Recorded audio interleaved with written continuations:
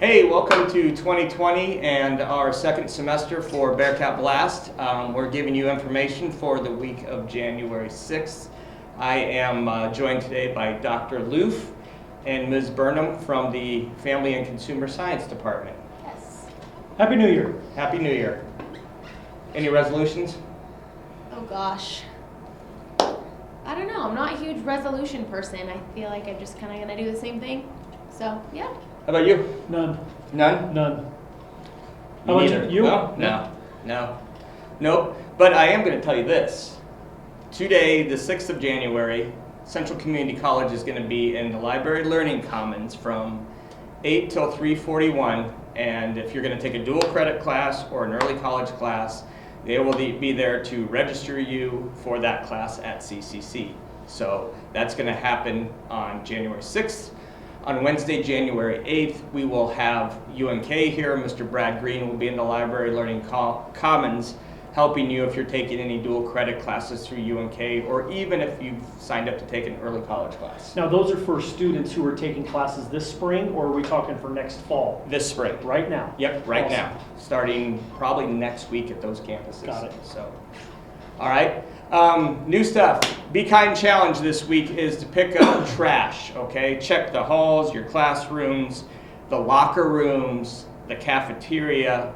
You know, if you see something on the ground, throw it away. Don't be the guy or the girl that leaves crap on your table at lunch and expects somebody else to clean it up.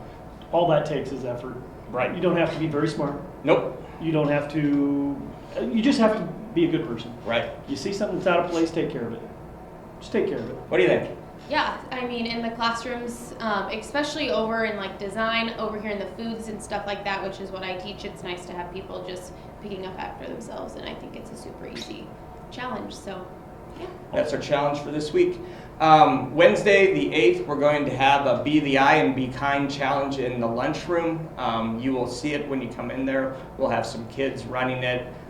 Bring your phone, do some Instagram pictures, have some fun with it. Can't wait for this Monday. Got John Baylor joining us.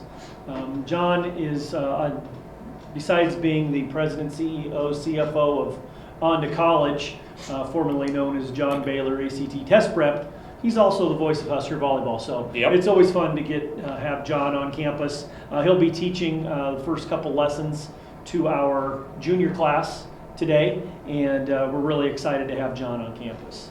Awesome. One of the things you need to make sure you do, guys, is that you can log on to your On to College account.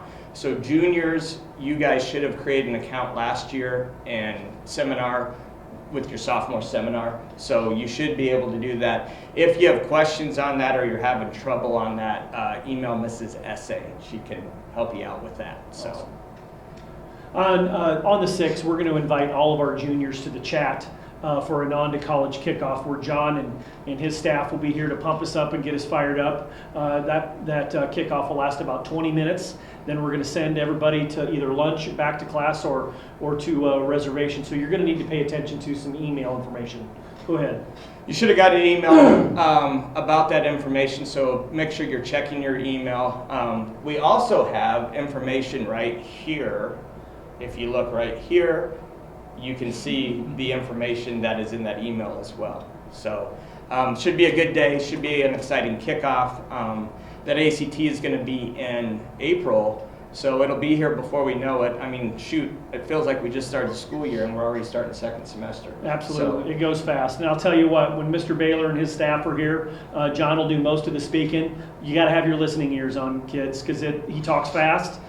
He's kind of squirrely. He's very funny and very articulate, so you got to have your listening ears on because it moves quickly. So be ready to pay attention. And I remember I took a lesson from John Baylor even when I was in high school, and super beneficial. And he's really good at giving you some tips to get your ACT to jump a few points, and I think he's great. So you really need to take advantage of that for sure. Awesome. I know one of the things a piece of data that I want to share to our juniors this year. Last year, seniors earned a 19.9 on their ACT as a class, and I'd really like to see us jump up to near 22. So if we could get a 2-point jump out of this group's out of this group, that would be pretty awesome. So give your best effort. It's grueling, it's long, but it's very rewarding, and you need to treat this like this is your job for the next 4 years. How you do on this ACT may provide your family the opportunity to save a whole bunch of money for you going to school, should that be the route you choose. For sure. And that's funny you say that about the next 4 years, because I have kids come in to my office as a counselor and ask me, well, I'm not going to a 4-year college, why do I need to take the ACT? First of all, it's a state assessment, so we all have to take it. Second of all, I get a lot of Central Community College reps, Central Community College Hastings, Central Community College Milford, talking to me and wanting to know ACT scores of kids applying there. So even if you're not going to a 4-year college, that ACT score still is important for your placement if you go to a 2-year college. Military recruiters even like to see your ACT score to see how you do, so they can compare that to the ASVAB. So it's really important that you take it for after high school and placement and things like that. So you just never know when you might need it. You may think right now, I'm not going to college. I received a phone call over holiday break of a student who wanted their transcripts after 10 years of graduating from Kearney High School because they wanted to go back to college. 10 years later, they've probably figured out life. They've got their family settled. They have a career that started, but they wanted more fulfillment in their life, and they needed their transcript and their ACT stuff. So it's important. You just never know when you might need it. Right. And I've even proctored the ACT and had people come in to take it that registered for it that were already out of high school, change their mind, decide they wanted to go back, needed an ACT score. So it is important. So Thank you. well, Bearcat time, January 7th. Talk a little bit about freshmen. You guys are going to be talking about getting back into that routine with your classes, getting those study times set, getting your grades up. You guys have had a semester of high school under your belt now, and some of you have done a great job and really kicked it in gear and gotten some good grades, and some of you have not done that. And I know I'll be having some meetings with some of you this year, next year, and we'll be talking about your credits and the classes that you failed first semester are really gonna come back to haunt you a little bit, because you get to be a junior or a senior and you're going to want to take advantage of some of our release options, whether it be working, whether it be taking a college class or an internship, and you might not have enough credits to do it. And that always stinks, because I'm like, if you would have your freshman year, so don't be that if you would have your freshman year person. Make sure you're taking your classes seriously, attending your classes. The majority of the freshmen that failed classes, if I look at their attendance data, they had multiple absences in that class.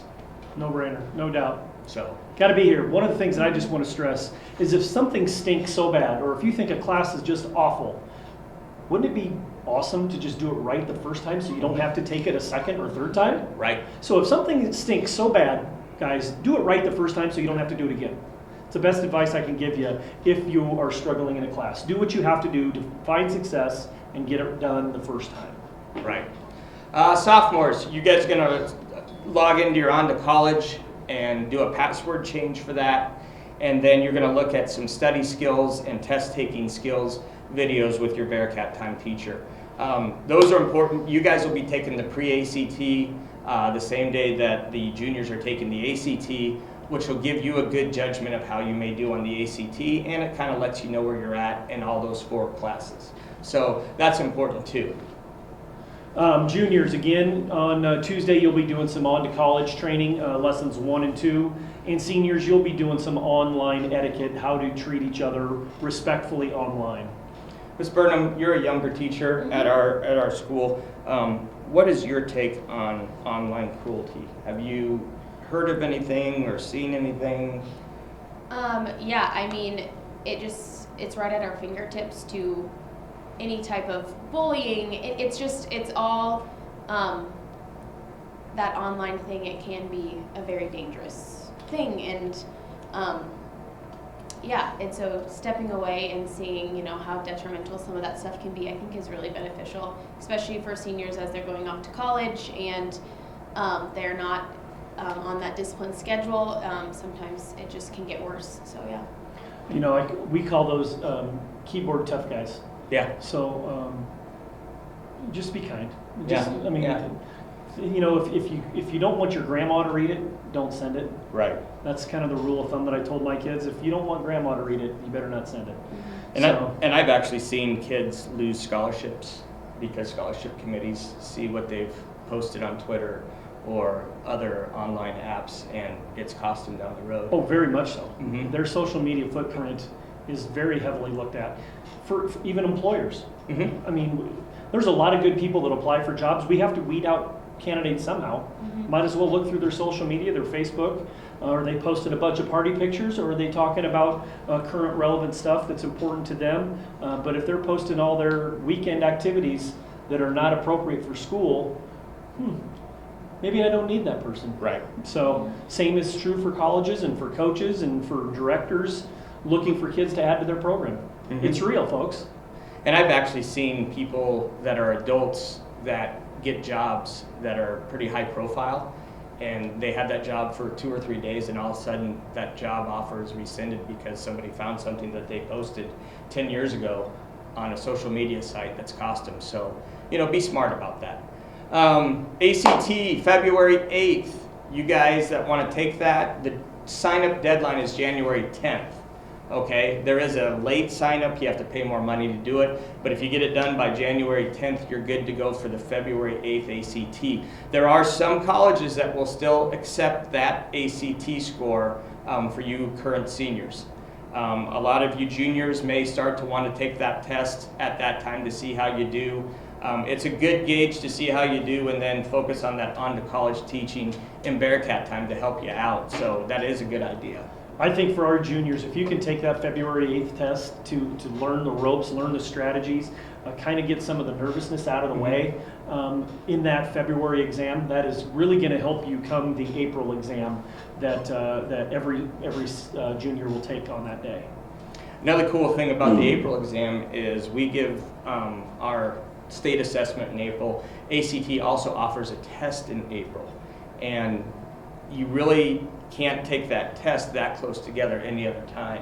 So I actually had my son do it twice in April when he was a junior, and his score went up because of the window of being so short in that time. So Absolutely, and it's a great opportunity to see how far your score can improve from one text to the next, and we recognize students who make at least a 3-point jump, and I'm really proud to say that we've had, we had 9 students this year with a 5 or more point jump from one test to the next. We had 2 students have a 7-point jump, which is amazing, from one test to the next. So really excited for that portion and to see how our kids progress and how they become more comfortable, and really excited to have John on campus to help those junior class learn some tricks of the trade, so they say. awesome. Lastly, I want to talk about, I do have a New Year's resolution. It just hit me. My resolution is for our kids to attend classes more often. I would like to see our attendance rate improve from first semester to second semester. And what can I do for that? Chase kids out of the hallways, get them to go to class. We have a lot of kids that think because they're in the building, they're at school, but unless you're in your class for that block, you're not in school. Right. So we need to make sure we're working on that. And the kids, like I said, that failed classes, if I look at their attendance, it really correlated with that failure. And the other thing, we're still practicing Be Kind. We'll have some fun stuff coming up with that, but that is one thing that costs no money. It requires minimal effort. Just be kind to one another. So, Ms. Burnham, thanks for helping us out this Yeah, for week. sure. We're glad Appreciate to it. have you. Yeah. Thank you. And you guys have a great week. We'll see you next week.